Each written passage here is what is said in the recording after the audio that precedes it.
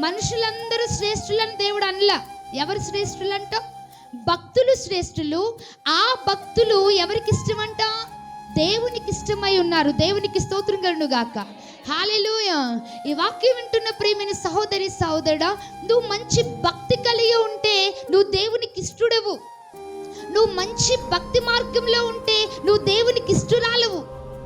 నువ్వు ప్రార్థనా జీవితాన్ని కలిగి ఉంటే, నువ్వు విశ్వాస జీవితాన్ని కలిగి ఉంటే, నువ్వు వాక్యపు లోతైన అనుభవాన్ని కలిగి ఉంటే, దేవునికి నచ్చిన భక్తి నువ్వు కలిగి ఉన్నట్లయితే నువ్వు దేవునికి ఎవరో తెలుసా? ఇష్టడవు, ఇష్టరాలవు. దేవునికి స్తోత్రం కలుగును గాక. హల్లెలూయా. కాబట్టి ఈరోజు దేవుడు నీతో మాట్లాడుతున్న మాట, ఆయనకి ఇష్టలైన వారికి సమాధానం కలుగుతుంది. ఆయనకి ఇష్టలైన వారిని ఆయన దీవిస్తాడు. ఆయనకి ఇష్టలైన వారిని ఆయన ఆశీర్వదిస్తాడు. మరి ఎవరు ఆయనకి ఇష్టలు అంటే భూమి మీద ఉన్న భక్తులు ఆయనకి ఇష్టలు. హల్లెలూయా.